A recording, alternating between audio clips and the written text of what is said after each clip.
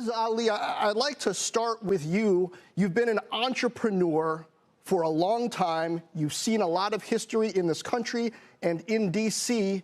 What does this period of time we're in right now mean to you? Oh, my goodness. Now it means many things. Number one, it means hope for what's going on in our city in terms of our basic human rights. We're also dealing with the pandemic, which means uncertainty. So there's a mixture of feelings right now, but I am hopeful in terms of what's going on with our protesters marching in the streets. And I was there in 1968 when Dr. King was assassinated, and we experienced rioting for 3 nights. Ben's Chili Bowl was the only place that was allowed to remain open during those 3 nights of curfew. So we were right in the middle of it. And it's kind of, it's kind of disheartening for me to think that today our sons and daughters are fighting for the same basic civil rights that we fought for back there 50-something years ago. Yes. Now, Sage, I want to ask you about the business as well. First round, you guys did not get a PPP loan, which is kind of staggering to me because if D.C. knows anything restaurant-wise, knows Ben's Chili Bowl, we think that you're good for it. What was your take on the process? I understand the second round, you did get a loan. Is that amount, as far as you know so far, going to be enough to keep you afloat?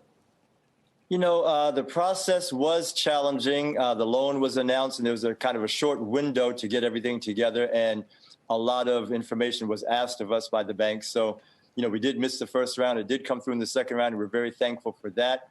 As far as the amount, it was initially set up to cover payroll expense specifically for 2 months, and it did help with utilities. And so, it only lasts a certain period of time. So will it be enough? It'll be enough for a short period of time, and we'll see after that. But everything is really day to time right now. As you know, there are many other expenses aside from payroll. Yeah, Sage, I realize that the restaurant has been open, or at least the flagship restaurant has been open for pickup. But as we do start to see reopening efforts take root in D.C., what will that look like, and how are you preparing for it? As I understand, we're in phase 1 of opening right now, which allows us to have some outdoor seating.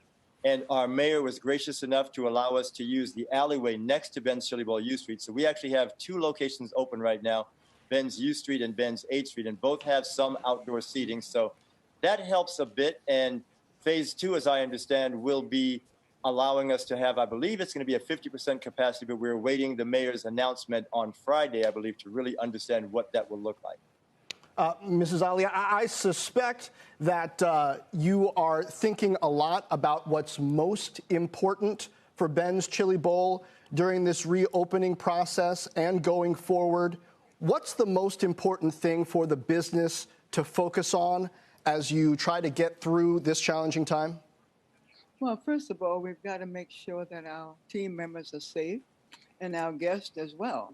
So that's, that's the uncertainty of it, because how long will we have to do social distancing and wearing masks and that kind of thing? And, the Chili Bowl was kind of a meeting and gathering place.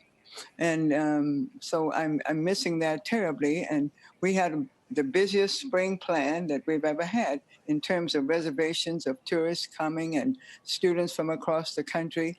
So now that's not happening, of course. And the most important thing now is to try to be able to make sure, as I said, our team members are safe and our guests are safe, and that maybe we will be able to look for the new normal. I don't know what that is.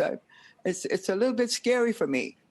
Very scary for me. So I have to have my sons and their wives to come in and do what needs to be done to make that happen for me.